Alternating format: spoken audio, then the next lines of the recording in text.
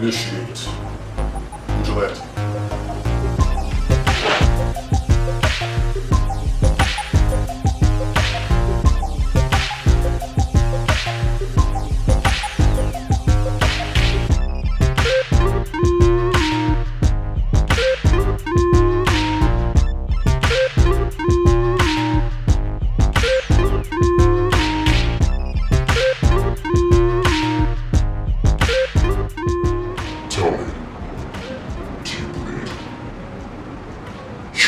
This is kind of a special one. The first review that I did for this channel was the review of Batman vs. Superman: Dawn of Justice. I thought it'd be kind of nice to review the Ultimate Edition. Batman vs. Superman: Dawn of Justice was directed by Zack Snyder, stars Ben Affleck, Henry Cavill, Gal Gadot, and Jesse Eisenberg, among others. To its credit, the film has a great cast. The writers of this movie, they don't really know where they stand on these characters, and that's reflected on the characters themselves. Superman is unsure of himself. In The Dark Knight, you really get this sense of like, he has become Batman. Batman began, and now he is.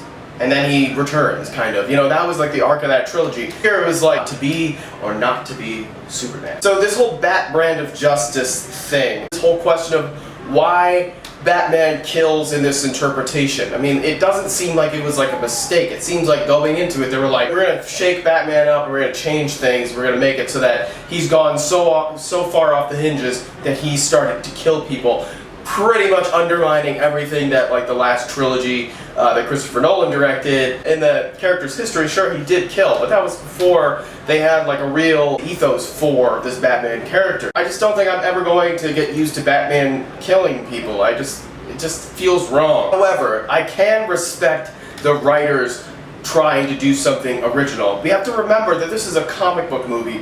It's not a direct adaptation of any like particular storyline in the comics. This is Zack Snyder's vision, David Goyer's vision, Chris Terrio's vision, as well as Warner Brothers and the, you know, executive powers that be. It still does make me question, like, were they aware of that change and it's the significance of the change and the response that fans would have to it. Affleck was dope. Despite the fact that he kills, he was a great Batman. He really does a good job relaying, I think, that like kind of pain, anger, anguish, and passion. He really looks like Batman. It's like the Jim Lee stuff. I felt like in this version, the conflict between Batman and Superman was much more well realized and much more cohesive. I understood it a lot more because there was so much more drama that built up that relationship dichotomy. Bruce Wayne, this self-made person, who's really, you know, taken upon himself to rid his city of crime in the most effective way possible, would definitely have some disdain for this alien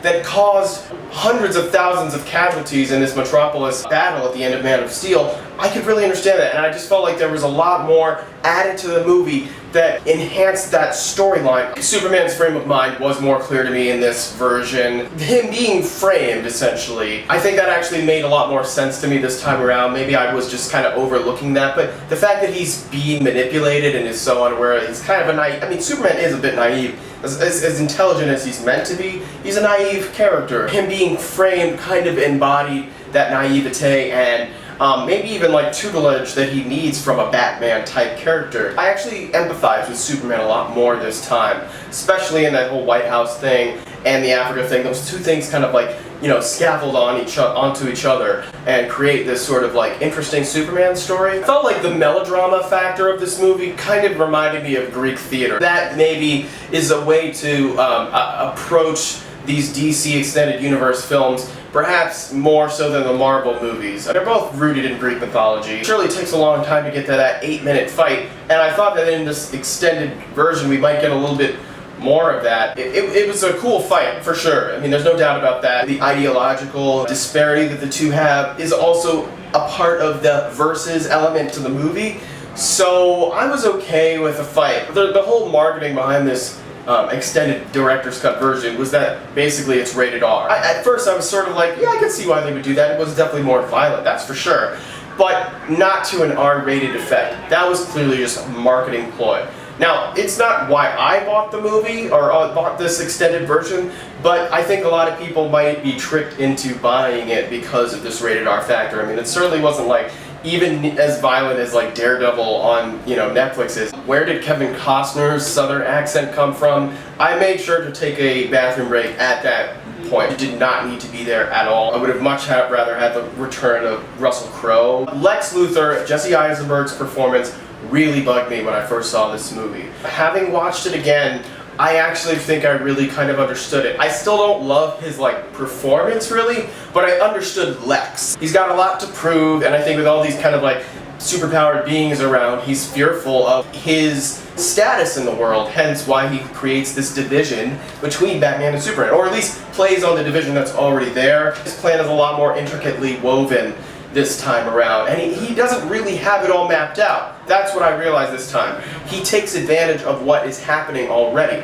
Surely the Africa stuff was his doing, and obviously trying to get like the kryptonite and all that stuff. But the whole Batman element, that's something I don't think he foresaw, hence why he pitted the two against each other. He didn't plan on Batman stealing the kryptonite. If Batman hadn't stolen the kryptonite, then he would have already had his Superman deterrent, essentially. I love that shot where Lex comes into the workshop or whatever, and he sees the Batarang inside the kryptonite thing, which maybe was a mistake of Batman, because, you know, then he figured out the play. Superman's mother is just used for collateral, hence getting Batman to kill Superman. Kind of clever, actually. Zack Snyder, he's a great visual director. This film is truly stunning.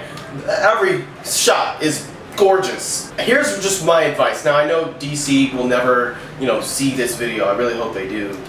Guys, slow down. Slow down. You put the whole kitchen sink into this movie. Pace yourselves. Marvel did it very incrementally, and I know that you guys are trying to catch up, but slow down. Batman versus Superman was enough, and then if you wanted to, you know, put Wonder Woman in there, great. But it didn't need to be Batman versus Superman, World's Finest, Trinity, The Dark Knight Returns, The Death of Superman. It didn't need to be all of those storylines. You know, you could have had maybe 2 of those storylines and I would have been satisfied. You know, you could have saved this Doomsday thing for a little bit down the line once we even get like a little bit more on Superman's side that we care about his death. I didn't love the graphics for, what's his face, Doomsday. But I did kind of enjoy some of like the powers that he had. I thought they were blowing it out of proportion, but and they could have scaled back on the whole EMP thing. But I did like the fact that he fed on energy. Why didn't they just use Parasite in this movie? A great Superman villain who has very similar powers, and I think even all 3 of those characters, Batman, Superman, and Wonder Woman, would probably have to, you know, work together to defeat. But again, they brought in the kryptonite thing, so it's just like a muddled script. I just want to say one more quick thing before we kind of wrap it up, okay? I think the Ghostbusters and this movie prove a lot about, you know, the bandwagon. A metaphoric term for just agreeing with other people to agree with it. That they go along with the general consensus. That just kind of bugs me, because I felt like Ghostbusters was a good movie. It's not Amadeus, but it was a fun summer movie, and it did not deserve the horrible bashing and abuse that these women, particularly Leslie Jones, let's cut that out, y'all, has endured. I feel like Batman vs. Superman has a similar thing going for it, where people were just kind of like disliking it to dislike it. I actually enjoyed this version a lot more. If they had put this version in the theaters, I think a lot of people would have had less of a problem with the story, but again, we're talking about a 3-hour movie here. The theatrical version was already, you know, 2.5 hours, and here we have like literally a 3-hour and 2-minute movie. So I just don't think that, you know, you're gonna get like a 10-year-old kid to sit through that and enjoy himself or herself. Putting this version out actually was a smart move ultimately, because a big fan like me, I love the DC comic book universe. I appreciated that they actually put some care into putting back in some of the things that were put on the cutting room floor, and actually benefited this movie in telling a really interesting story. The theatrical cut, I think I gave it a C or a C-. I'm gonna give Batman vs. Superman, Dawn of Justice, the Ultimate Edition, a B-. Okay, so it didn't like go to an A for me. It still is a very flawed movie, but I think it actually, you know, it earned like a full grade up because the changes really did enhance the storytelling for me, and I was much more invested this time around, and I would recommend it. That's my review of Batman vs. Superman Dawn of Justice, the Ultimate Edition. Have you seen it yet, and what did you think about it? You are more than welcome to disagree. I love some of this discourse that we've been having in the comments lately. Remember, just, be kind. I respect your opinion, and I definitely want to hear what you think as well. Thanks so much, everybody, for getting Star Trek Beyond, the non-spoiler review, up to 590 views. This is incredible. I mean, I did not expect that, and it's still going up. I hope you really did enjoy it. I really had a lot of fun making that review and that intro for it. And again, the more that you guys view this stuff, the more that you guys subscribe, the more awesome stuff that I'm going to be able to give you on this channel. And trust me, there's a lot of really, really cool stuff in store for the future of V-Mode. That's all I got for today, guys. Until next time. Vigilante mode deactivated.